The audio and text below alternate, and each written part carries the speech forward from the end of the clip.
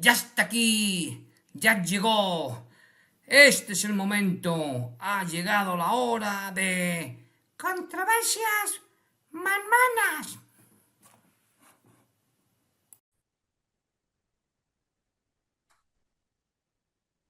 Bien, mis controversianos, veréis, este vídeo tenía que haberse grabado hace unas 2 semanas, pero por problemas técnicos, pues no se pudo realizar. La cosa es que se me fastidió el medio tecnológico que estaba usando. Intenté arreglarlo, pero la avería era más, digamos, más grave de lo que yo pensé. Entonces vais a ver una parte, unos 20 minutos o 22 minutos aproximadamente, en el que está grabado con el medio anterior. Y entonces va a haber este cambio. Como veis, el escenario es diferente al que yo estaba usando antes, ¿eh? Y por tanto yo voy a proseguir donde lo dejé. ¿De acuerdo? Entonces, quiero que lo sepáis, ¿eh? Que va a haber, digamos, un cambio de escenario, incluso de voz y de imagen, porque esta imagen que veis no se me ve muy bien, pero bueno, es lo que hay. En fin, vamos, espero que disculpéis los problemas técnicos y vamos a continuar donde se quedó la vez anterior. Continuamos, pues. Hola, mis estimados controversianos. Bienvenidos una ocasión más a Controversias Mormonas. Yo soy Emanuel, el profeta desconocido, y os agradezco vuestra presencia y vuestra, digamos, disponibilidad para ver este vídeo. Y también doy gracias a los nuevos se hayan unido a este canal, a los invitados, amigos, enemigos, a todos aquellos que vean este programa. Bien, una vez más lanzo el guante para aquellos que quieran demostrarme que el libro de Abraham es verdadero. Si me lo demuestran, pues yo vuelvo de nuevo a ser miembro activo de la Iglesia de Jesucristo de los Santos Últimos Días, la Iglesia Mormona. Hasta que no me lo demuestren, pues seguiré haciendo estos programas. Y sobre esto es lo que vamos a tratar hoy. Veréis. Hace poco, hace una semana, salió un vídeo, el vídeo este que veis aquí. ¿Eh? Este vídeo, básicamente es el motivo de este programa. Bien, en ese programa muchos han dicho, parece que ya hay una evidencia de que el libro de Abraham es verdadero. No hay, mis estimados espectadores, no hay ninguna evidencia de que el libro de Abraham es verdadero. Y os voy a explicar por qué. Bien, mi primera intención al ver este vídeo, ¿eh? este, fue hacer un programa para refutar todo aquello que sale en él. Pues después me dije, esto es como el vídeo anterior sobre Isaías. Esto es igual que Isaías y en los libros y los rollos de mal muerto. Igual. En el anterior programa, si os acordáis, yo no quise refutar el vídeo que os mostré, porque Isaías fue escrito después de que saliera la ley y su familia de la tierra prometida de Israel. Por tanto, no valía la pena. Y aquí pasa igual, aquí pasa igual. Es decir, puede haber muchos, digamos, vídeos que hagan, programas que hagan, intentando demostrar que el libro de Abraham es verdadero. Y se basan, para aquellos que no sepáis, se basan en, digamos, en un erudito, que sí es un erudito, es un egiptólogo, sí es un egiptólogo, la persona que ellos usan como abanderado para demostrar que el libro de Abraham es verdadero.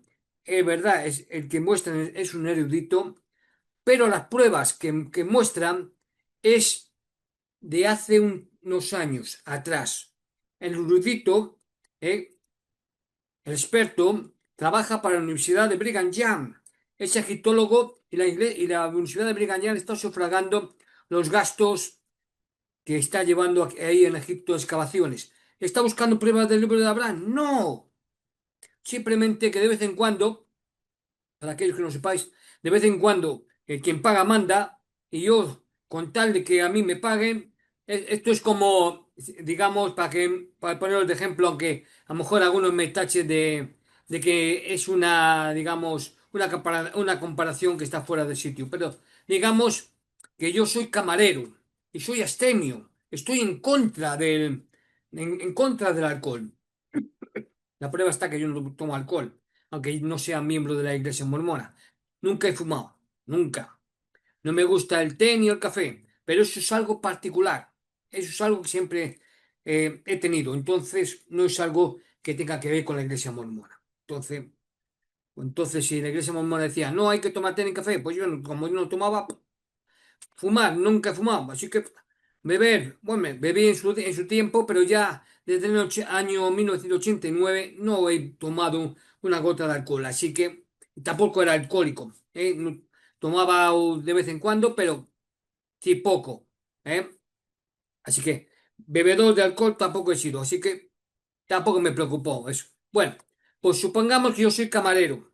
No me gusta decir, o dicho de otra manera, supongamos que yo soy camarero y soy mormón, pero soy camarero y trabaja en un bar. ¿Y el bar qué hace? Servir bebidas alcohólicas, porque no tiene por qué no servirlas. Entonces, si me pide un señor un whisky, pues yo le sirvo un whisky. Y me dice, ¿qué tal es este whisky? Pues es bueno, buena marca, es un vino estupendo. Imaginaros que yo trabajo en el supermercado y me dicen, hay que favorecer la venta de la botella de whisky de esta marca, la marca X.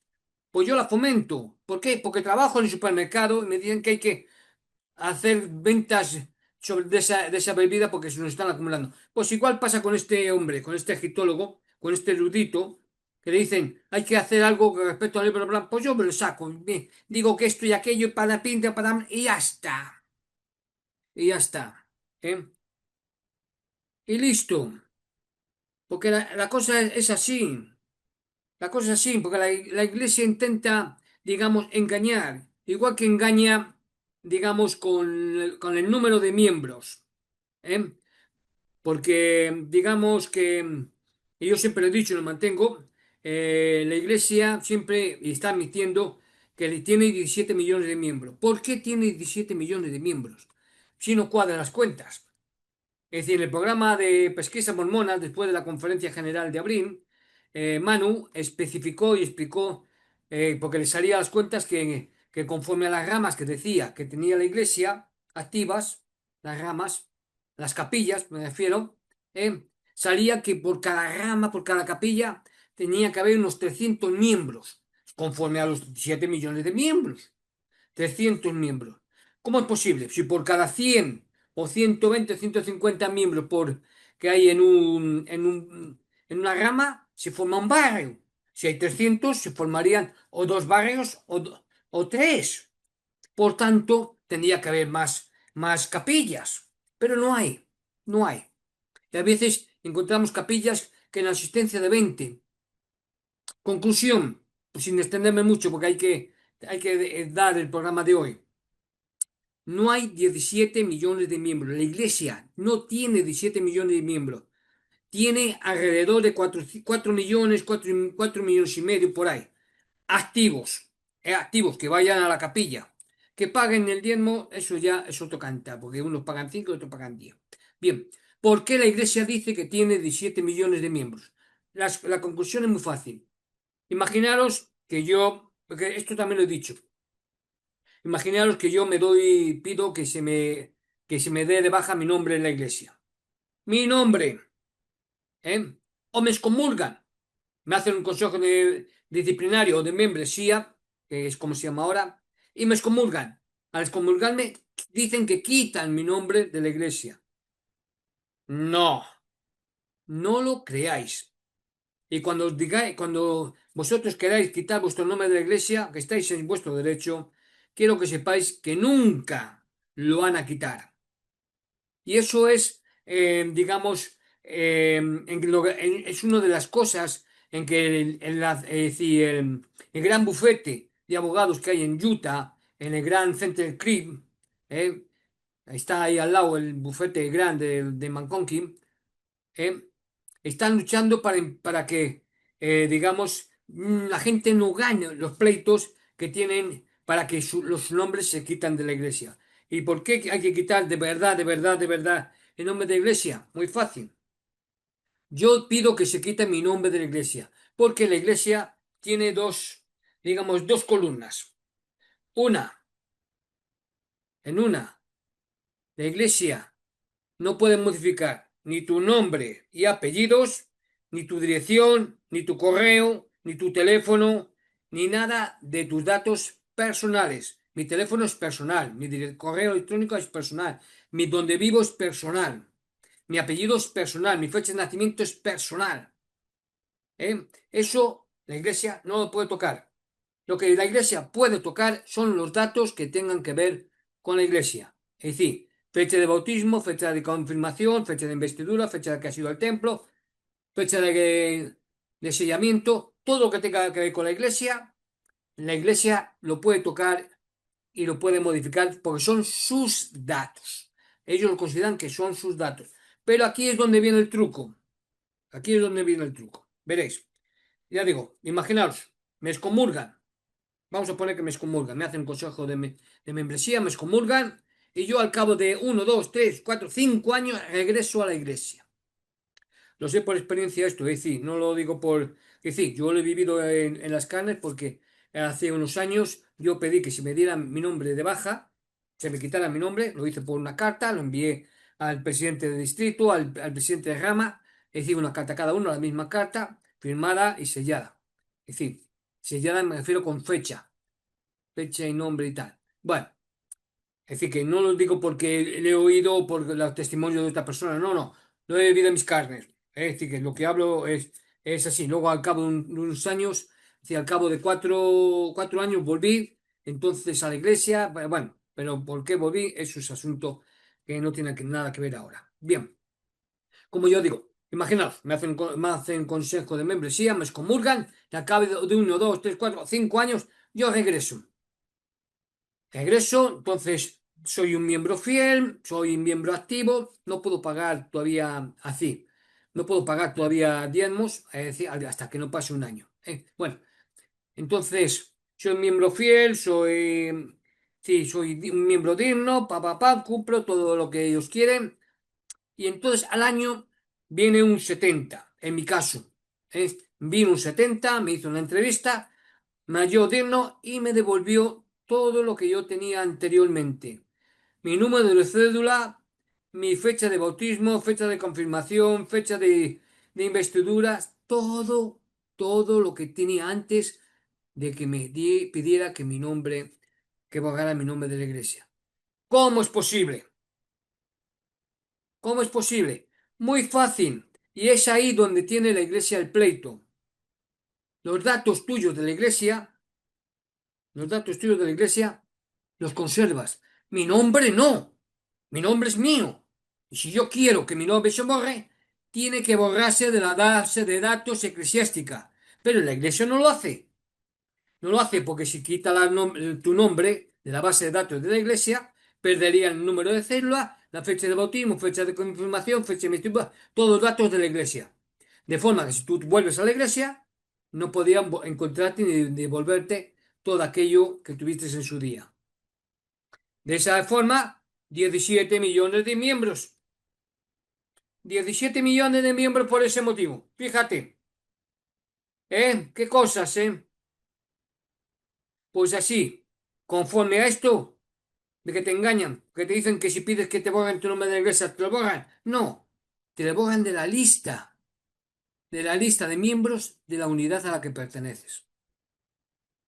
Aunque, y si te vas a otro sitio, como han quitado de tu lista, no se puede trasladar tu nombre a otra unidad.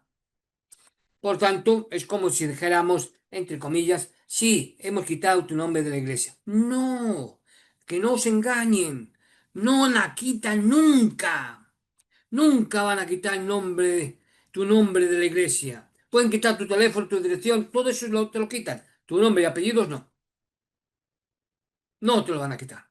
Porque si vuelves, ahí aparece tu nombre, apellidos y todo lo que tenías anteriormente. ¿Cómo es posible? Por tu nombre y apellidos. Necesitan tu nombre y apellidos. Lo necesitan. Así que nunca te van a quitar tu nombre de la iglesia. En ocasión, para que veáis que yo no digo mentiras, es decir, estoy haciendo una búsqueda, bueno, es decir, me estaba haciendo mi genealogía, entonces hubo unos datos, yo escribí a Utah, a Salt Lake, diciendo mis datos, y dijeron, sí, sí, aquí estás. Y yo me dije, pero ¿cómo es posible? ¿Cómo va a estar mi nombre si yo pido que me borren mi nombre? No, no, fulanito de tal con número de cédula. Digo, sí, ¿cómo va a estar mi número de cédula si he pedido que me borren mi nombre? Así que no es que luego mande el nombre, No, no, no, no, no. Tu nombre está ahí con tus datos eclesiásticos. Con tus datos personales no, pero tu nombre está. Así que la iglesia está con pleitos a raíz de esto, de que no borran tu nombre y apellidos de la base de datos eclesiástica. Se niegan rotundamente.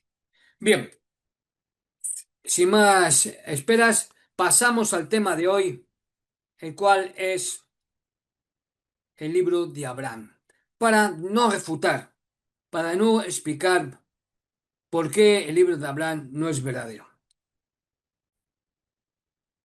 Vamos allá con el libro de Abraham. El libro de Abraham, resumen, traducción y material fuente. Para muchos el libro de Abraham es uno de los temas más problemáticos dentro del mormonismo debido a nuestra capacidad de traducir al egipcio después de que José Smith lo publicara. ¿Mm? Queremos ofrecer un breve resumen de la historia del libro de Abraham, examinando los facímiles y manuscritos y luego revisar la respuesta de la Iglesia sobre cómo conciliar todo esto. Ya sabéis, los apologistas y demás. Bien, panorama del libro de Abraham. Para una historia muy breve de cómo llegó a existir el libro de Abraham, citamos lo que la Iglesia del Santo de los Últimos Días dice. En el verano de 1835, un empresario llamado Mitchell Charle llegó a la sede de la iglesia en Kirtland, Ohio, con 4 momias y varios rollos de papiro. Charle encontró un público dispuesto. Para cuando la colección llegó a Kirtland ya se habían vendido todas las momias y varios rollos de papiro, salvo 4. Un grupo de santos de los últimos días de Kirtland compró los artefactos restantes para la iglesia. Después de que José Smith examinara los papiros y comenzara la traducción de algunos de los caracteres o jeroglíficos, relata su historia. Para nuestra gran alegría descubrimos que uno de los rollos contenía los escritos de Abraham. Después de que la iglesia le pagara a Charles $2.400, y eso que la iglesia estaba a dos velas, no tenía dinero, pero hizo que los miembros sacasen de donde fuera para poder comprar los papiros. Total, $2.400 por las momias y los pergaminos restantes. El equivalente es unos $68.000, aproximadamente unos $70.000 actuales. José Smith realizó una breve inspección de los rollos y declaró: comencé la traducción. Esto es importante. Comencé la traducción de algunos de los caracteres o jeroglíficos, y para nuestra gran alegría descubrí que uno de los rollos contenía los escritos de Abraham, otro los escritos de José de Egipto, etc., de los cuales se publicará una descripción más completa en su lugar, a medida que proceda a examinarlos o desplegarlos.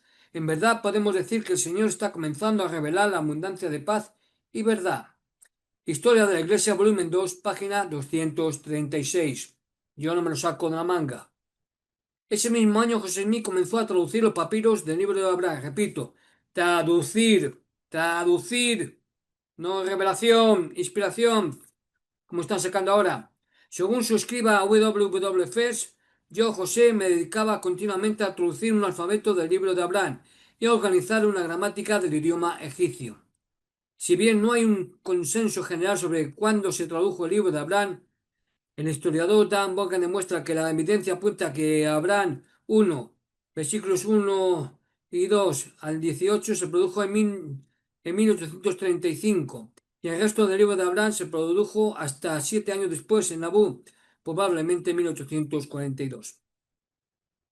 Esto lo dice un historiador, no es que es una suposición. Existe evidencia de que José Smith usó su piedra vidente blanca, no la que usó para el libro de Mormón, ¿no? Una piedra vidente blanca para traducir los papiros egipcios. Pali Pepla declaró en 1842: la piedra de gran precio se está traduciendo actualmente mediante el Urim y Tumim. Recuerden, para esta gente el Urim y Tumim era la piedra vidente. Yo os recuerdo que la piedra, el Urim y Tumim era una piedra que tenía el sumo sacerdote en el pecho, era escondida, y que una sí era positiva y otra era negativa. El yin y el yang, sí y no. Verdadero o falso. Correcto, incorrecto. Ya sabéis. Más o menos ya me entendéis. Eh, y resulta ser un registro escrito en parte por Abraham, el padre de los fieles, y terminado por José en Egipto. Esto está en Millennium Star, 3 de julio de 1842. Esta piedra vidente era blanca, lo que quiere decir que es diferente a la piedra vidente marrón que José Smith usó para producir el libro de Mormon. El libro de Abraham se publicó por entregas en el Times Ascension desde el 1 de marzo de 1842 hasta mayo de ese mismo año. El encabezado del libro de Abraham era el siguiente: una traducción recuerda, una traducción, esto lo dice José Smith, una traducción de algunos registros antiguos que han caído en nuestras manos de las catatumbas de Egipto, que pretenden ser los escritos de Abraham mientras estaba en Egipto, llamado el libro de Abraham, escrito por su propia mano en papiro. Abraham, escribió en papiro. Problemas con el libro de Abraham. Cuando se publicó el libro de Abraham en 1842, nadie del entorno de José Smith sabía traducir al egipcio, lo que hizo tan trascendental la traducción divina de los antiguos papiros que realizó José Smith. Si bien la piedra de Rosetta se descubrió en 1799, tardó décadas en descifrarse y su existencia no se conoció en Estados Unidos hasta alrededor de 1858, mucho después de la muerte de José Smith. Este descubrimiento permitió a los eruditos descifrar por primera vez los antiguos escritos egipcios, y este conocimiento llevaría a los eruditos egipcios a concluir que los factímiles y papiros del libro de Abraham no tienen nada que ver con el libro de Abraham que José Smith presentó como una traducción de Dios. El descubrimiento de la piedra de Rosetta llevó a muchos de los primeros egiptólogos a advertir que el libro de Abraham no era una traducción auténtica, junto con el avance en el conocimiento sobre los rollos funerarios comunes a partir de los cuales se elaboró. Ya en 1856, el egiptólogo Gustav Seyfarth examinó los rollos del papiro y observó lo siguiente: el rollo de papiro no es un registro, sino una invocación a la deidad Osiris, en la que aparece el nombre de la persona y una imagen de los espíritus acompañantes, presentando al difunto al juez Osiris.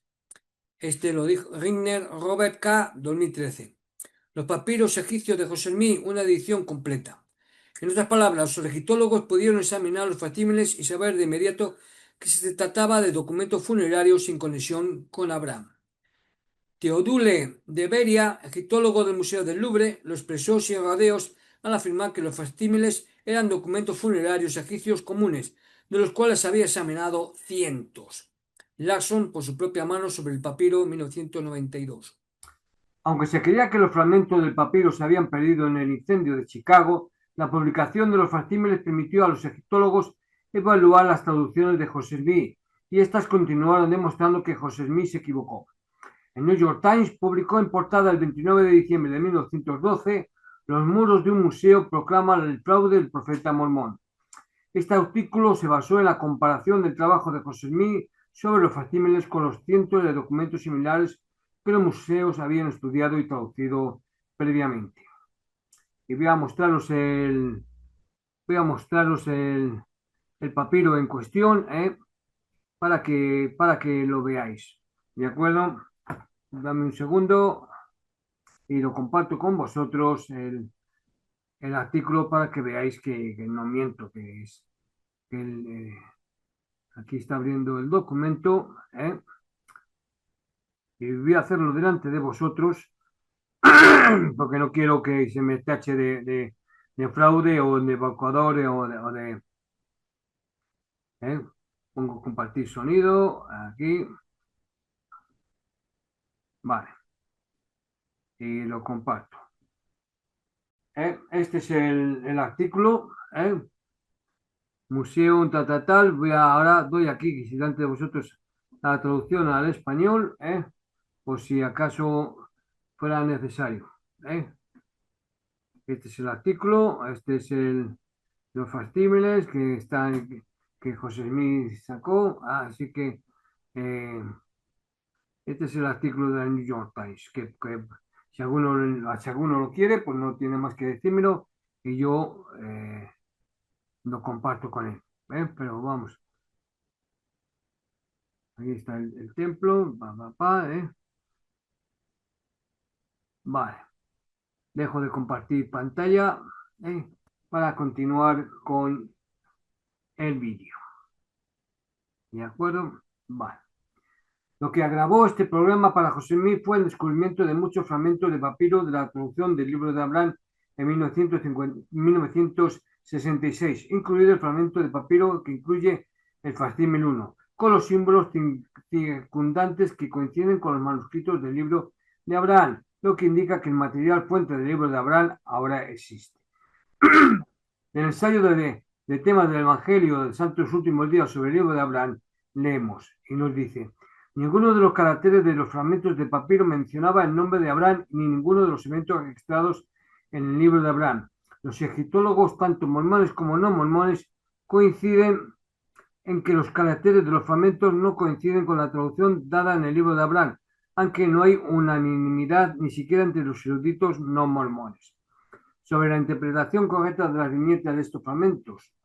Los eruditos han identificado el fragmento de papiro como parte de textos funerarios estándar, que se depositaron junto con los cuerpos momificados.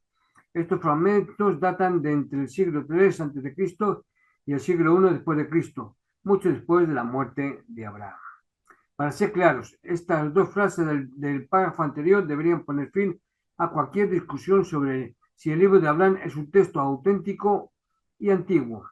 Ninguno de los caracteres del fragmento de papiro mencionaban el nombre de Abraham ni ninguno de los acontecimientos registrados en el libro de Abraham. Estos fragmentos datan, y repito, de entre el siglo III a.C. y el siglo I después de Cristo, mucho después de que viviera Abraham. El propio ensayo de la Iglesia admite que los papiros no tienen nada que ver.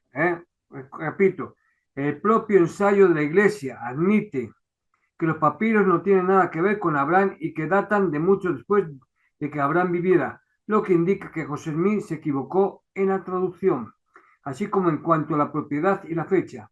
De nuevo, si cualquier otra religión, corporación o autoproclamado profeta hubiera hecho tales afirmaciones y se hubiera demostrado que eran falsas, nadie intentaría siquiera justificarlas. En otras palabras, esta traducción es tan errónea que nadie que no necesite que sea verdadera la tomaría en serio, como se verá al revisar la traducción del libro de Abraham a continuación.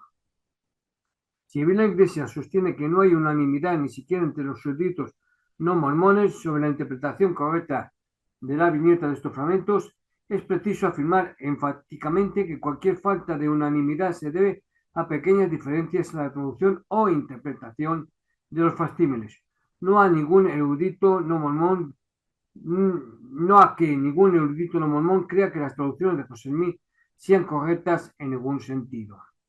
Esta es una parte del ensayo donde la Iglesia utiliza pequeñas diferencias de opinión que no tienen nada que ver con sus afirmaciones específicas de veracidad para insinuar que algunos eruditos discrepan sobre la validez de las traducciones de José Smith, pero esto está totalmente lejos de la realidad. Este párrafo del ensayo contradice explícitamente la propia afirmación de José Smith al publicar el libro de Abraham de que era una traducción, énfasis añadido, de los registros antiguos que han caído en nuestras manos, de la catatumba de Egipto, que pretenden ser los escritos de Abraham, mientras estaba en Egipto, llamado el libro de Abraham, escrito por su propia mano, es decir, por la mano de Abraham, en papiro.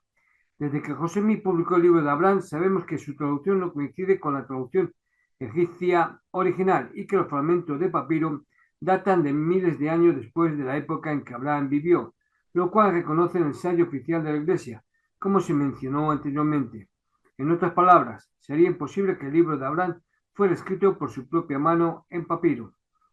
Esto ha dado lugar a una nueva interpretación del libro de Abraham por parte de algunos historiadores saltos de los últimos días. El historiador mormón Richard Bushman dijo: los libros de Moisés y Abraham de José Smith, así como los escritos de Noé y el libro de Moisés, guardan semejanza con este extenso corpus de escrituras, ya que se presentaron en forma de escritos a nombre de otra persona. José estaba produciendo pseudoepígrafos. Los pseudoepígrafos se definen como obras falsamente atribuidas, texto cuyo supuesto autor no es el verdadero autor, o una obra cuyo verdadero autor la atribuye a una figura del pasado. Bien, por otro lado, uno de los historiadores santos de los últimos días, clave sobre el libro de Abraham, Keren Muhlestein, resume su enfoque de la evidencia de esta manera. Empiezo con la suposición de que el libro de Abraham y el libro de Mormón y cualquier otra cosa que obtengamos del Evangelio restaurado es verdadero. Por lo tanto, cualquier evidencia que encuentre trataré de encajar en este paradigma. Y esto se puede encontrar en Mustaine, Conferencia 5, 2014. Exploraremos a continuación por qué este enfoque no resiste el escrutinio y ahora es llamado aborrecible por otro historiador de la Iglesia que fue citado en el ensayo oficial de la Iglesia, y por qué el ensayo de la Iglesia refleja este enfoque y termina causando más problemas al ignorar los problemas con el libro de Abraham. Y voy a poneros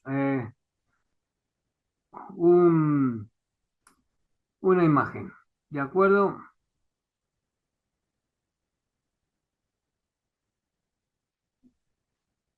Una imagen que básicamente muchos ya conoceréis.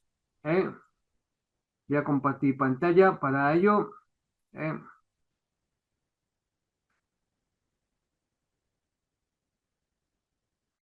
Bien, esta imagen. A continuación os muestro el fascimen número 1, tal y como aparece en la pela de gran precio, junto con las traducciones de José Smith de las figuras comparadas con lo que ahora conocemos como la traducción egipcia correcta. El fascimen 1 es una sección de un papiro, el permiso para respirar de Hor. Perdón. Las interpretaciones de José Smith están tomadas de la pela de gran precio, de traducciones egipcias reales están tomadas de este resumen de eruditos egipcios santos de los últimos días y no santos de los últimos días. Aspectos del fascimen en su forma original en comparación con el que se esperaba en su forma y tanta según el egiptólogo Larry Bell. Voy a pasar a la siguiente filmina. A ver, esta es la que habíamos visto. Esta. Bien, esta es filmina. Como hemos mencionado anteriormente, este fascimen es una sección del permiso para respirar de Hor. El egiptólogo Dr. Robert Rinner afirma lo siguiente sobre los problemas del fascimen 1. La comparación de la viñeta inicial que se conserva del papiro de Hor con el fascimen 1 demuestra sin lugar a dudas cómo coincide la publicación de la Iglesia de los Santos Últimos Días, que fue la viñeta que se convirtió en el fascimen 1. Sin embargo, ni el fascimen 1 ni el 2 son copias fieles y ambos contienen falsificaciones, incluyendo la cabeza humana y el cuchillo del supuesto sacerdote idólatra de El Kenar. Y voy a pasaros vamos a pasar para que lo veáis. Me he pasado. Aquí. Eh, eh. ¿Lo veis? Está la imagen y esto es cómo tenía que ser la figura. Bien, bien. Vale. Ambos contienen el derecho de falsificación, incluyendo la cabeza humana y el cuchillo del supuesto sacerdote idólatra de figura 3 del fascimen 1. Como se puede apreciar en las toscas adiciones a lápiz a la hoja del papiro original, tal como fue montada y mejorada para su publicación por la Iglesia Santos Últimos Días en 1842. La introducción e historicidad del libro de Abraham. Respuesta del doctor Robert Rinne. El problema con el fascimen 1, recordad que es, os vuelvo a poner el fascimen 1, que es este, va más allá de la interpretación, traducciones incorrectas de la figura por parte de José Smith. Las áreas que completó no corresponden a lo que de otro modo equivaldría como admite el ensayo de la Iglesia. los textos funerarios estándar. Estas áreas donde José Smith rellenó el facímil para que encajara con la narrativa del libro de Abraham resultan problemáticas, como señala el doctor Rittner. Si se tomara una pintura de la Virgen con el niño y se les arrancara las cabezas a ambas figuras y se reemplazaran con un perro y un gato, sería tan obvio para nosotros ahora que esto es tan erróneo como reemplazar la cabeza claramente de Chacal por una cabeza humana en esta pieza egipcia, porque conocemos el aspecto real de estas imágenes. De la misma manera, sabemos que estas figuras del Fascículo 1 jamás, bajo ninguna circunstancia, empuñarían un cuchillo. Y esto es crucial para el texto mismo, el libro de Abraham, porque no es un mero adorno para este texto, para el núcleo de la supuesta historia que lo acompaña. Si se quita el cuchillo, también se quita la historia, y claramente el cuchillo no tiene por qué estar allí. Y vamos a ver cómo tendría que ser. ¿Eh? Así es como que quedaría. Como ves. Esta cita de Robert Reine puede parecer excesivamente dura, pero estos textos funerarios son fáciles de traducir y comprender para los egiptólogos actuales. Así que cuando ven cómo José Smith reconstruyó las imágenes y tradujo las figuras, saben de inmediato que es incorrecta, en casi todos los sentidos. No hay imagen de maniobra, José Smith se equivocó por completo. Por último, y esto debe enfatizarse, la imagen del Fatima 1 no representa en absoluto un sacrificio humano. José Smith restauró incorrectamente la imagen para que encajara con la historia que creó, pero no hay manera de que sea una reproducción histórica real, por mucho que la Iglesia intente crear espacio con juegos de palabras. El ensayo de la Iglesia intenta hablar como si no todos los eruditos estuvieran de acuerdo sobre estos facímiles. Y del ensayo leemos, los egiptólogos mormones y no mormones coinciden en que los caracteres de los fragmentos no coinciden con la traducción dada en el libro de Abraham, aunque no hay unanimidad, ni siquiera entre los eruditos no mormones, sobre la interpretación correcta de las viñetas de estos fragmentos. Y hemos dicho que hoy día todos pueden leer fácilmente documentos egipcios. Este es un juego que practican los apologistas o apologetas de la Iglesia, que también hemos descrito en otras secciones. Encuentran pequeñas diferencias y las utilizan para afirmar que no hay unanimidad ni siquiera entre los eruditos mormones sobre la interpretación correcta. Sin embargo, como explicó el doctor Reiner, la realidad es que si bien existen pequeñas diferencias en la interpretación de elementos específicos de los facímiles, no hay absolutamente ningún desacuerdo entre los eruditos en cuanto a que esta no es una escena de sacrificio humano, que Anubis jamás tendría cabeza humana ni empuñaría un cuchillo y, como admite la Iglesia, esto no tiene ninguna relación con Abraham. La Iglesia está jugando al juego de no podemos saberlo todo, así que todo es posible, pero la evidencia simplemente no respalda esa afirmación, razón por la cual no citan a ningún erudito no mormón en la nota al pie de página de esta declaración. Pero recordad, en el vídeo que me han mandado unos cuantos, aluden a un erudito, a un egiptólogo, a un erudito que trabaja para la iglesia mormona. Eso en el vídeo sí que lo hace. ¿De acuerdo? Fascículo número 2. A continuación se muestra el fascículo número 2. Creo que sí que lo tengo también. Es este. ¿eh? ¿eh? Que proviene de un entierro distinto al de los facímiles 1 y 3. Y este de un individuo llamado Secón. Richter, nuevamente comparamos las interpretaciones y traducciones que dio José Smith con lo que los egiptólogos ahora saben que representan las figuras. Las interpretaciones de José Smith están tomadas de la pena de gran precio, como he dicho antes también, y las traducciones egipcias reales están tomadas de este resumen de los ditos santos y los santos últimos días. Al igual que con el Fascículo número 1, también hay áreas donde José Smith rellenó los espacios vacíos o dañados del Fascículo 2. A continuación se muestra una imagen donde se describen los cambios, junto con las áreas del papiro superviviente donde José Smith extrajo caracteres y figuras para rellenarlos. Y voy a mostrarlos a qué me refiero. Quedaos con la imagen esta, porque ahora vais a ver los cambios. ¿Veis?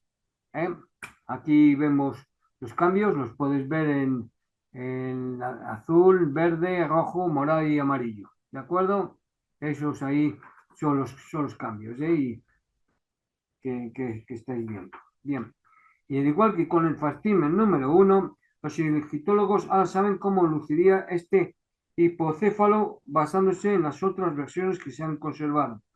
A continuación, a la izquierda se muestra la restauración de José Smith en comparación con los que los egiptólogos esperarían ver si no hubiera sufrido daños ni alteraciones. Es esto a lo que me refiero, ¿ves? Esta la ideología, eh, lo que veis es la restauración de José Smith y luego la correcta restauración. ¿De acuerdo? ¿Eh? Vale.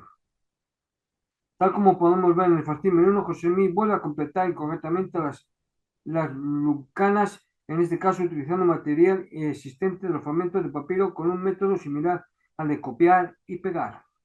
Sin embargo, quizás el aspecto más preocupante de este fascículo es que José Smith interpreta la figura 7 como Dios sentado en su trono, revelando a través de los cielos las grandes palabras claves del sacerdocio, cuando en realidad se trata del dios egipcio Min con un pene erecto, y sabemos que la Iglesia está al tanto de este problema, ya que censuraron temporalmente la figura del pene erecto en las ediciones de la perla de gran precio.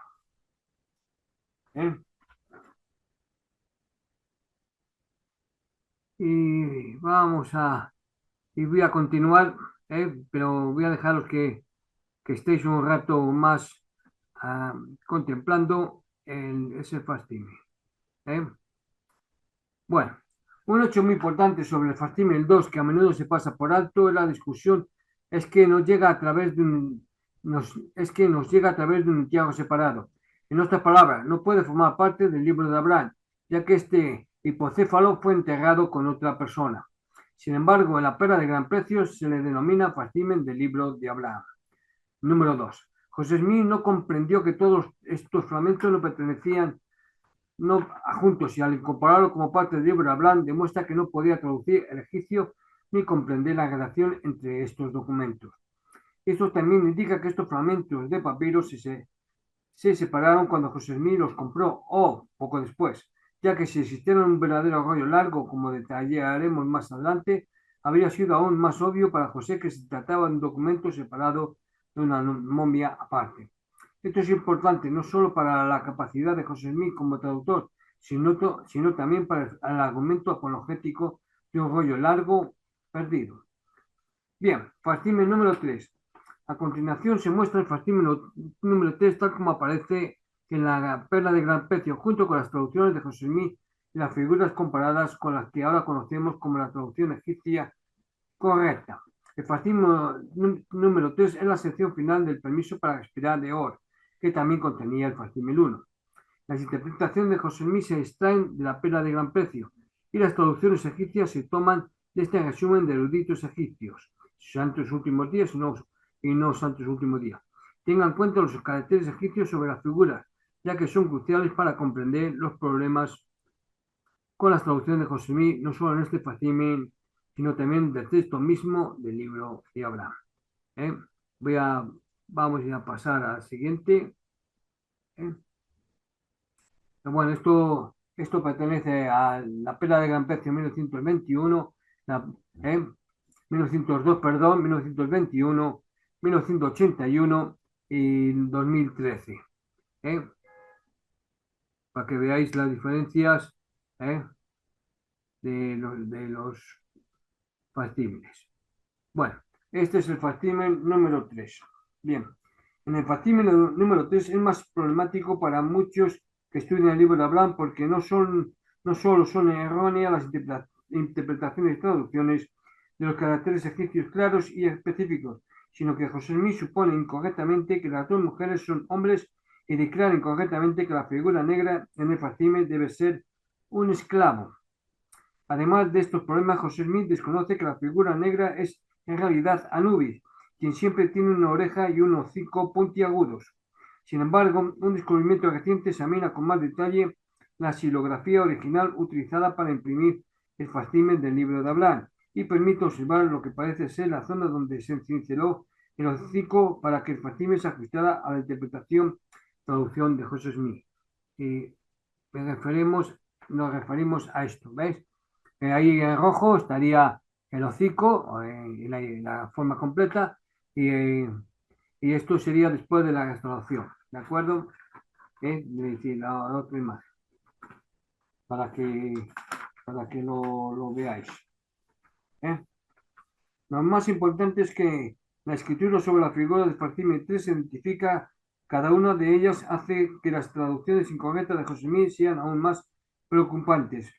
Como señala Robert Rinner, el facímil número 3 Smith confunde cabezas humanas y de animales y hombres con mujeres. Ninguna súplica, por más que se le dé, puede transformar la figura femenina Isla Grande, Madre de Dios, el facímil 3, figura 2, en el masculino Rey Faraón, cuyo nombre se da en los caracteres sobre su mano, como incluso el autor Santo de los Últimos Días, Michael de Rhodes, acepta. Aquí Smith también malinterpreta a Faraón como un nombre personal en lugar de un título que significa rey, por lo que lee rey, como el nombre de una diosa que afirma haber entendido en el papiro. Incluso si no se hubiera encontrado los fragmentos del papiro, el facímil 3 nos permite evaluar las afirmaciones proféticas de traducción de José Smith, no solo por la figura, sino también por los caracteres egipcios que afirmaba traducir. Simplemente no hay manera de conciliar una mesa de libaciones con la firma de Abraham, ni la figura femenina de Isis con la figura masculina del rey Faraón, lo cual, como ya comentamos, constituye un problema no solo por la traducción completamente errónea de los caracteres, sino también por la incomprensión tanto del género como de la idea de que Faraón es un título al igual que rey.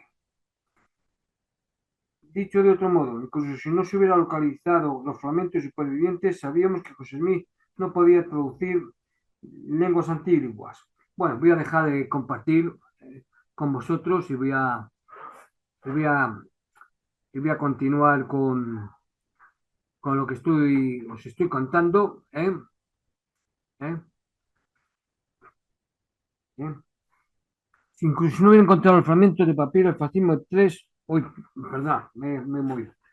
Incluso si no se hubiera encontrado el fragmento de papiro, el fascismo 3 nos permite evaluar las informaciones proféticas de traducción de José Smith, no solo por las figuras. Bueno, esto es lo que ya he dicho.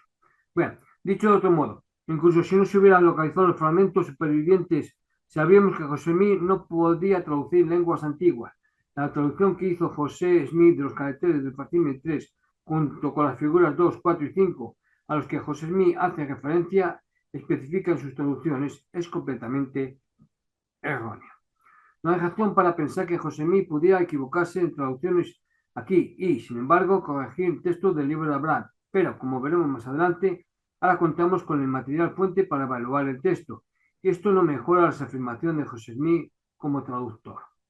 Los apologetas o apologistas, como quieran llamarlo, han intentado durante mucho tiempo encontrar paralelismo entre las traducciones de José Smith y las ideas antiguas.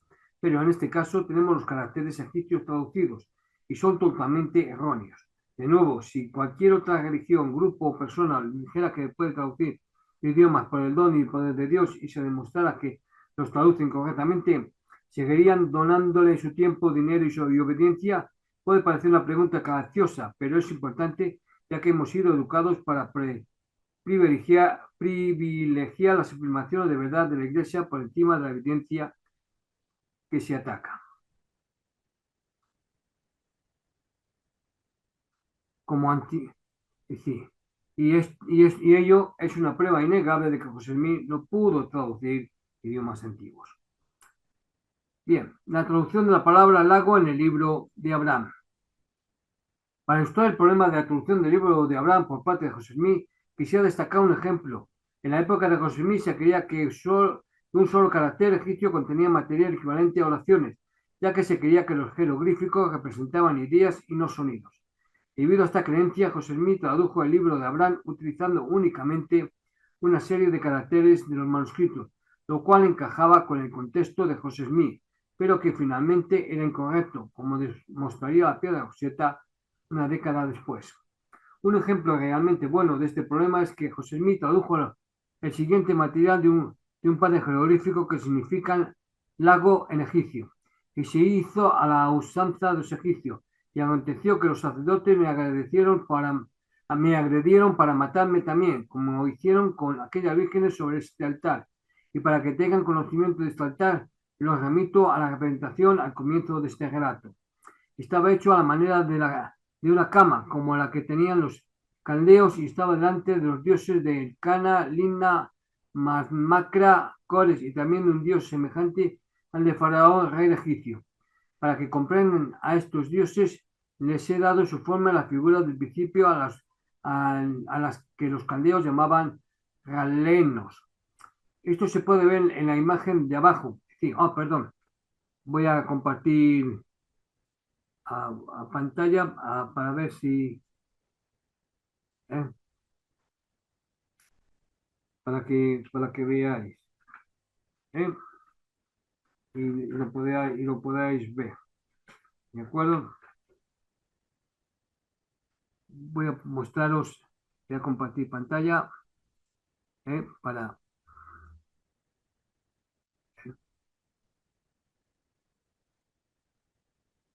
aquí. Bien, con esta imagen vamos a proseguir eh, lo que estoy hablando. Bien, este se puede ver en la imagen de abajo que muestra los símbolos utilizados por José Smith del fragmento del papiro y el manuscrito donde los escribas escribieron el símbolo correspondiente junto al texto a medida que José los traducía. ¿eh? Si se observa la imagen es del episodio de Historia Mormona donde el doctor Robert Heinlein nos guía a través del manuscrito para comprender mejor lo que dicen los personajes y cómo José Smith y los escribas lo reconstruyeron en el proceso. El primer símbolo a la derecha, entregado en un círculo azul, representa la parte fonética de la palabra lago, y el segundo símbolo debajo, la E invertida, es el determinativo de la palabra. En otras palabras, en egipcio el primer símbolo representa la grafía de la palabra lago, pero el segundo es el determinativo de agua.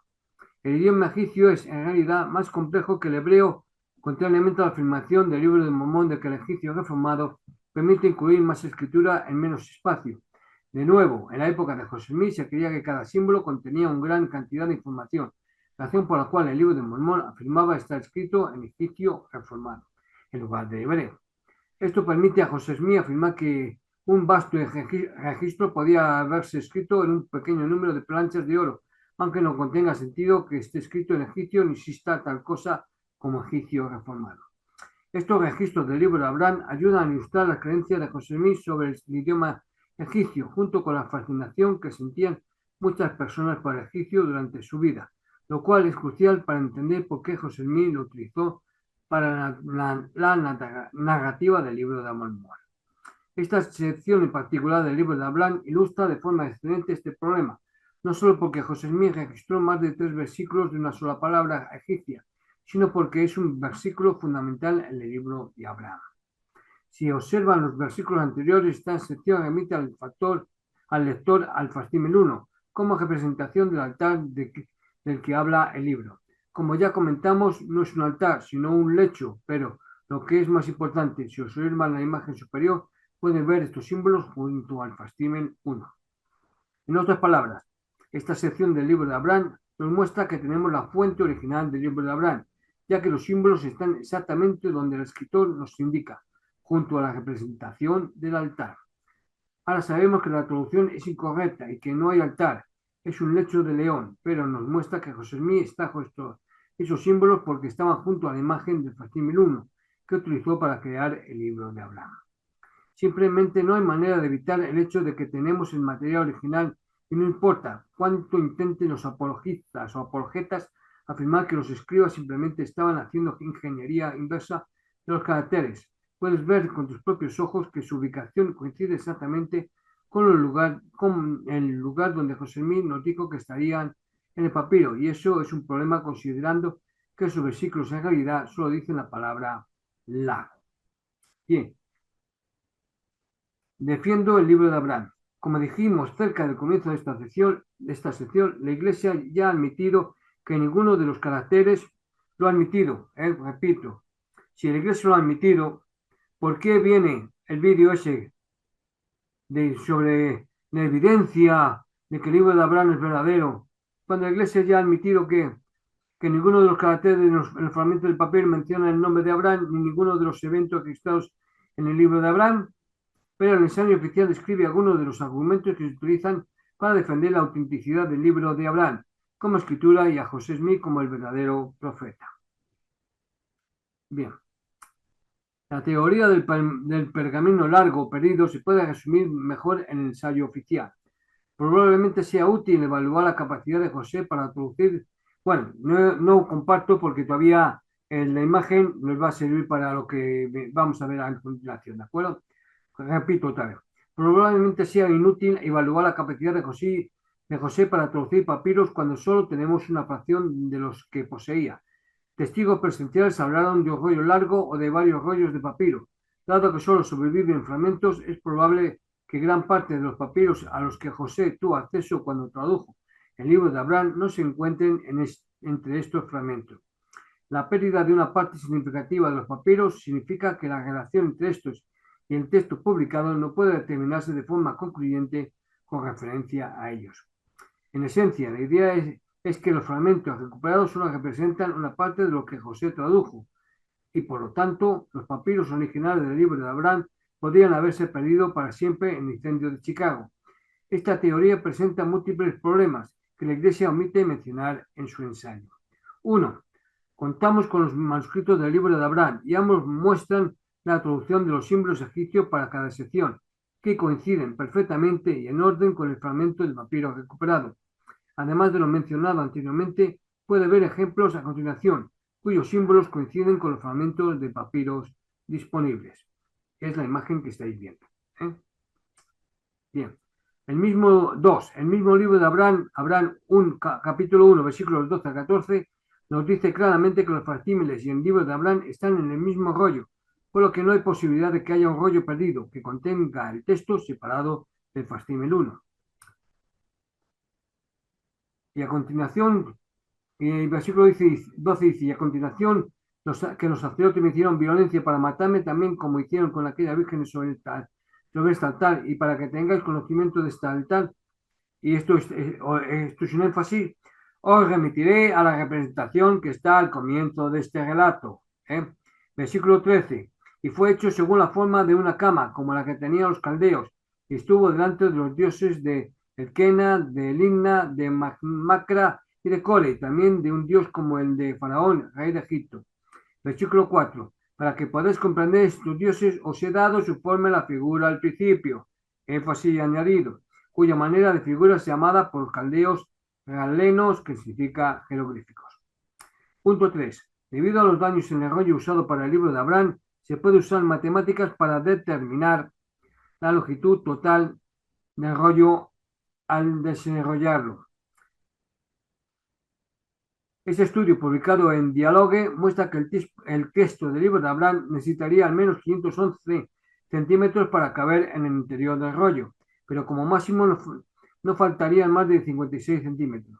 No hay suficiente espacio para que quepa ni una décima parte del texto del libro de Abraham en el interior, faltante de rollo, y mucho menos del libro de Abraham publicado por José Smith. Punto 4. Las referencias sobre la teoría del rollo perdido provienen de relatos de segunda y tercera mano contados 50 o 6 años después. De hecho, el que Nible desenterró fue algo que su tío afirmó haber escuchado del sobrino de José Smith, Josh A. Smith, cuando tenía tan solo 5 años. Nibley escuchó la historia 63 años después. Nibley no cita ninguna fuente para esta afirmación, pero casi con certeza se refiere al recuerdo de Joseph F. Smith, que Nibley citó ese mismo año. Hood W. Nibley, fase 1, diálogo. Un diario bueno, sí, lo voy a decir en inglés, en la forma que está escrito. A Journal on Mormon Talks, número 3, corresponde al número 2, 1968-101. Irónicamente, la única cita en el ensayo Santos Últimos Días para esta teoría apunta a Brian Haunglin, quien escribió sobre el tema de un pergamino largo perdido, pero debido a un mayor estudio y participación en el proyecto José Smith, en los papeles de José Smith y acceso a todos los materiales de la Iglesia sobre el libro de Abraham como parte del proyecto de los papeles de José Smith. Brian Haunglin desde entonces ha hecho 2 admisiones bastante impactantes. También existe el argumento de que el libro de Abraham se encontraba en papiros que ya no tenemos, llamado, voy a moverme un momento. Ay, un segundo, ya está. También existe el argumento de que el libro de Abraham se encontraba en papiros que ya no tenemos, llamado la teoría de los papiros desaparecidos. Al menos desde mi perspectiva he encontrado evidencia que contradice esta teoría, que trabajan con los papiros que tenemos en la iglesia hoy. Para que conste, ya no comparto las opiniones citadas de mi libro del 2010 en estos vídeos de Dan Vogel. De hecho, ya no me interesa ni me involucro en la apologética de ninguna manera.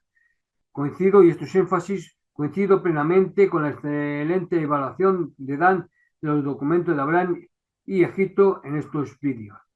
Se puede observar que he cambiado de opinión en mis publicaciones recientes y futuras.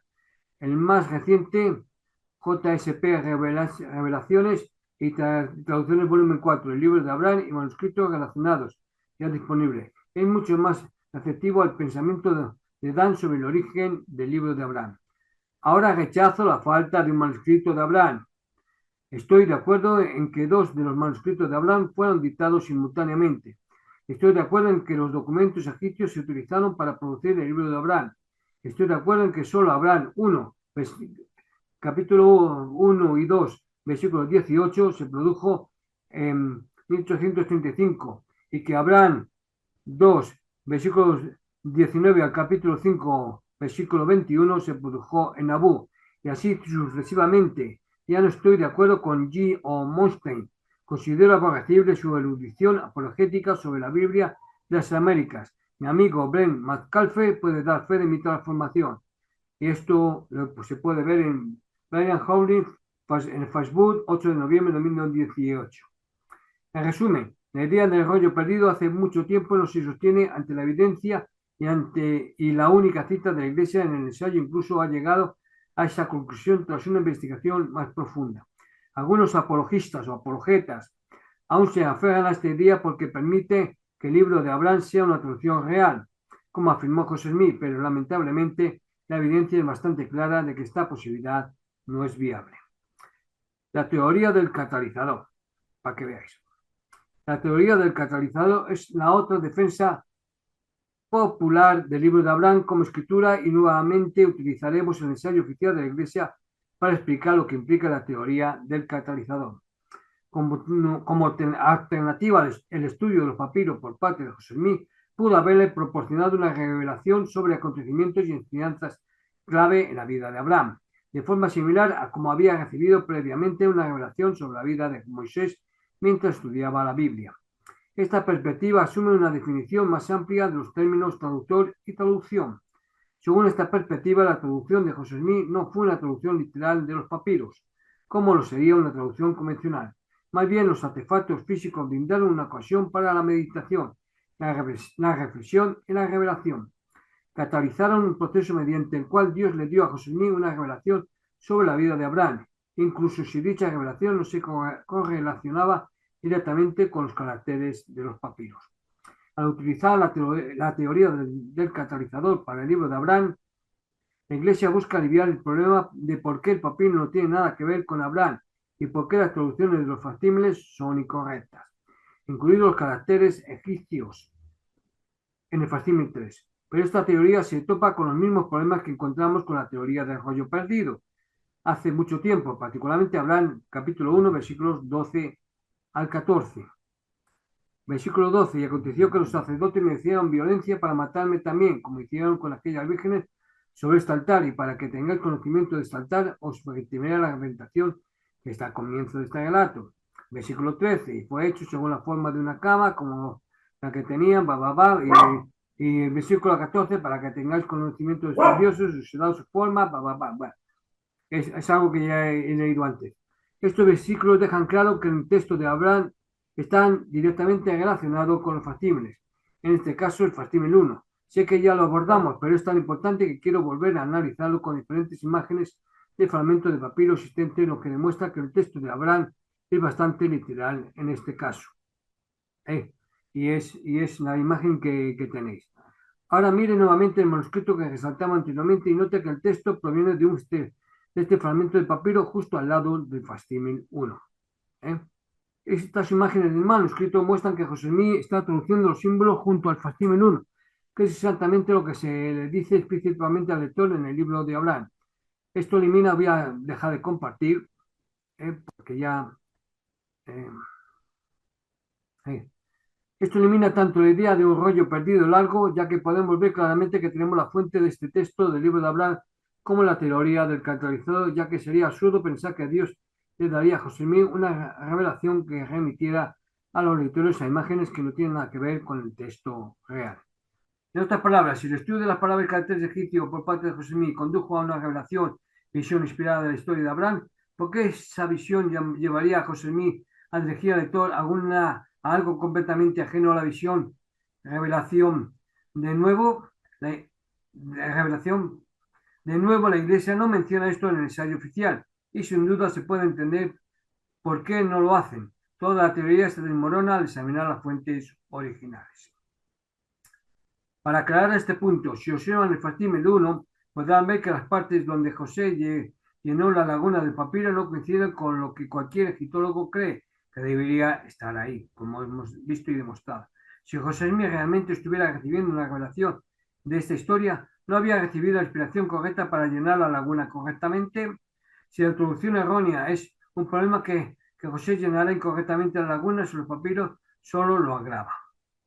Finalmente, si José Mí realmente estaba traduciendo el libro de Abraham mediante una revelación o visión inspirada, ¿por qué afirma repetidamente está traduciendo los caracteres al libro de Abraham? Aquí hay algunos ejemplos que demuestran que José Mí creía que estaba traduciendo los caracteres en el sentido material y claro de la palabra. 5 de julio de 1835, con W. Fesch y Olivero Caldere como escribas, comencé la traducción de algunos de los caracteres. ¿eh? Comencé la traducción de algunos de los caracteres o jeroglíficos, y para nuestra gran alegría descubrí que uno de los rollos contenía los escritos de Abraham y otro los de José de Egipto. Una descripción más completa de estos aparecerá en su lugar a medida que proceda a examinarlos o desdoblarlos. En verdad podemos decir que el Señor está comenzando a revelar la abundancia de paz y verdad. Historia de la Iglesia 2:236. Julio de 1835. En el resto de este mes me dediqué continuamente a traducir un alfabeto del libro de Abraham y a organizar una gramática del idioma egipcio tal como lo practicaban los antiguos. Historia de la Iglesia 2:238. 7 de octubre de 1835. Esta tarde retomé la traducción de los registros antiguos. Historia de la Iglesia 2:289. 19 de noviembre de 1835. Regresé a casa y pasé el día traduciendo los registros egipcios. Ha sido un día agradable. An American Prophet An American Prophet Record, página 66. 20 de noviembre de 1835. Por la mañana en casa el clima es cálido, pero lluvioso. Yo soy en París. Pasamos el día traduciendo y avanzamos rápidamente. 27 de noviembre de 1835. En casa pasamos el día transcribiendo caracteres egipcios del papiro. Estoy muy resfriado. Historia de la Iglesia 2, 320 a 321. 18 de junio de 1840. José Smith, piensa y cree firmemente que ha llegado el momento en que debe dedicarse exclusivamente a las cosas relacionadas con las espiritualidades de la Iglesia y comenzar la obra de traducir los registros egipcios. Esto está en el memorial del Sumo Consejo de Nabú. 8 de marzo de 1842. Comenzó la traducción del libro de Abraham para el 10º número de los tiempos y las épocas, el periódico de José Smith. 9 de marzo de 1842. Por la tarde se continuó la traducción del libro de Abraham. Se llamó al obispo Lennox Bishop Knight y al señor Amos Davis de la oficina de correos, etc., con la orden de registro. Se continuó la traducción y la revisión. Esto está en el diario de José Smith. José Smith dejó claro desde el principio que estaba traduciendo el papiro en el sentido más tradicional, y el libro de Abraham deja claro que los caracteres que rodean los facímiles son ilustraciones de dichos caracteres. El ensayo de la Iglesia omite informar al lector que contamos con el material fuente del libro de Abraham, así como tampoco menciona la perfecta correspondencia entre los manuscritos y el fragmento de papiro que rodea el facímil 1. Información que el lector debería recibir en una discusión honesta de los problemas del libro de Abraham. Además, como algunos apologistas o apologetas dicen que traducción no significa traducción, Observe cómo José Smith describió la traducción con respecto a la portada del libro de Mormón. Deseo mencionar aquí que la portada del libro de Mormón es una traducción literal, tomada de la última hoja del lado izquierdo de la colección o libro de plancha, que contenía el registro traducido. El idioma de todo el libro es el mismo que el de toda la escritura hebrea en general, y que dicha portada no es en modo alguno una composición moderna, ni mía ni de ningún otro hombre que haya vivido o viva en esta generación. Por lo tanto, para corregir un error generalizado al respecto, presento a continuación la parte de la portada de la versión en inglés del libro de Mormón, que es una traducción genuina y literal de la portada del libro de Mormón original, tal como está registrada en la plancha. Esto lo se puede ver en Historia de la Iglesia, volumen 1, página 71. José Smith quería firmemente que sus seguidores creyeran que el libro de Abraham era una traducción literal de los papiros egipcios, y cualquier sugerencia contraria surge únicamente de la necesidad de explicar por qué se equivocó. De nuevo, estas dos teorías, la del rollo largo perdido y la teoría del catalizador, resultan ridículas para cualquiera que no necesite que sean ciertas, ya que la evidencia es abrumadora y las propias anotaciones del diario de José Smith sobre la traducción del libro de Abraham dejan claro que José Smith afirmaba que era una traducción literal. Y ahora pasamos a las conclusiones. Después de examinar el libro de Abraham a primera vista, queda claro que las traducciones de José Smith son incorrectas y lo vemos de las siguientes maneras. Los tres facímiles están traducidos incorrectamente y en algunos casos de forma casi inexplicable. José Smith confunde mujeres con hombres, figuras negras con esclavos y traduce incorrectamente los caracteres egipcios del papiro con el único propósito de identificarlos. El facímetros. El texto real del manuscrito del libro de Abraham está acompañado por los símbolos del fragmento de papiros que se encuentran junto al facímil 1, tal como indica el texto. Sin embargo, estos caracteres se traducen correctamente, ya que cada carácter egipcio del manuscrito del libro de Abraham produce un bloque de texto, pero en realidad cada carácter del texto solo nos daría una palabra o, como mucho, una frase corta.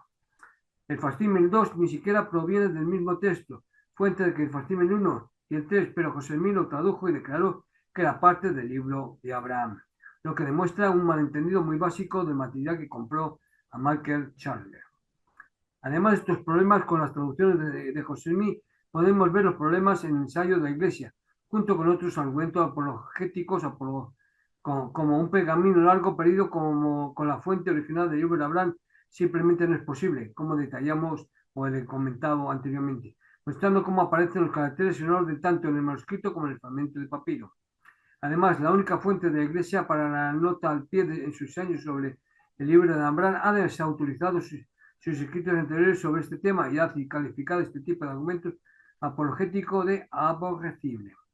La teoría del caracterizador está condenada al fracaso desde el principio, ya que el propio libro de Abraham remite a los lectores a los facímiles como registro de esta historia de Abraham. Si los papiros fueran simplemente un caracterizador para que José Smith recibiera una visión, no habría necesidad de proporcionar un texto que remitiera a los lectores a algo que no tiene nada que ver con Abraham, como admite la Iglesia en el ensayo.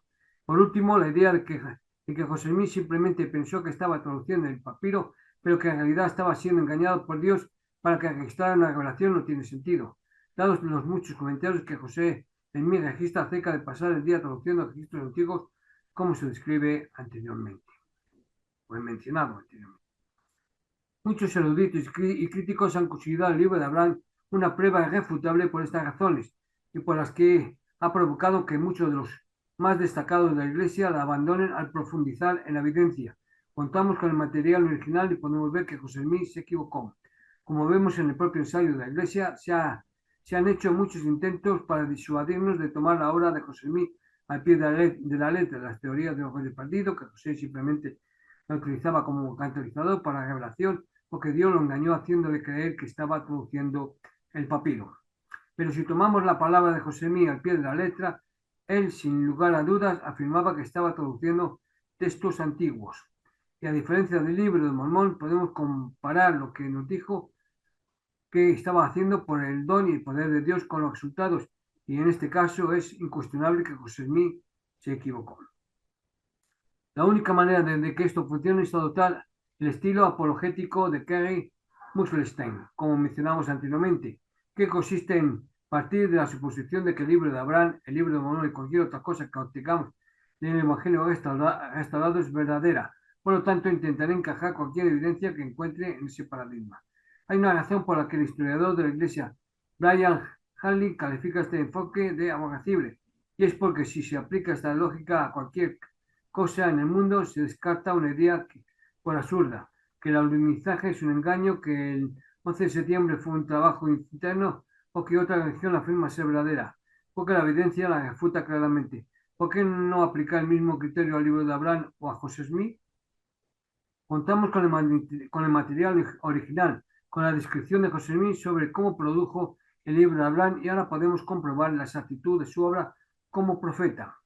Eso es todo lo que necesitamos para evaluar la credibilidad del libro de Abraham, razón por la cual se convirtió en un tema tan difícil para mí al investigar temas perdón, problemáticos con José Smith y las afirmaciones de verdad de la Iglesia. Lo más importante es que tenemos los facímiles, incluso dejando de lado la teoría del rollo perdido hace mucho tiempo o la teoría del catalizador, se puede ver lo que José Smith hacía con los facímiles. Tanto el facímil 2 como el 3 contienen jeroglíficos egipcios con la traducción de José de sus significados y se equivocó. Por mucho que la Iglesia intente encontrar posibilidades en su ensayo, ha publicado estos facímiles desde 1842 con la traducción de José Smith. Como se mencionó anteriormente, desde 1856 los egiptólogos han podido señalar exactamente en qué se equivocó José Smith, lo cual ha sido validado una y otra vez, obligando a la Iglesia a admitir que no tiene nada que ver con Abraham en su ensayo. En otras palabras, el mejor y más limpio resumen de traducción del libro de Abraham se puede tomar del ensayo de la Iglesia, el cual dice: ninguno de los caracteres de los fragmentos del papiro mencionaba el nombre de Abraham, ni ninguno de los eventos registrados en el libro de Abraham. Los egiptólogos, tanto mormones como no mormones, coinciden en que los caracteres de los fragmentos no coinciden con la traducción dada en el libro de Abraham, aunque no hay unanimidad ni siquiera entre los eruditos no mormones sobre la interpretación correcta de las viñetas de estos fragmentos. Los eruditos han identificado fragmentos de papiro como parte de textos funerarios estándar que se depositaron junto con los cuerpos momificados. Estos fragmentos datan entre el siglo III a.C. y el siglo I después de Cristo, mucho después de la muerte de Abraham. En este programa hemos explicado por qué la traducción es incorrecta y por qué las teorías que utilizan los apologistas o apologetas no se sostienen. En el siguiente vídeo que tengo previsto hacer sobre el libro de Abraham, examinaremos el texto mismo para evaluar su afirmación de ser un texto antiguo de Abraham. Hasta entonces, espero que nos podamos volver a ver. Os invito a todos a que veáis ese programa. Hasta entonces, portaros bien, sed buenos, no hagáis nada indebido. Nos vemos. Hasta entonces, adiós. Hasta luego.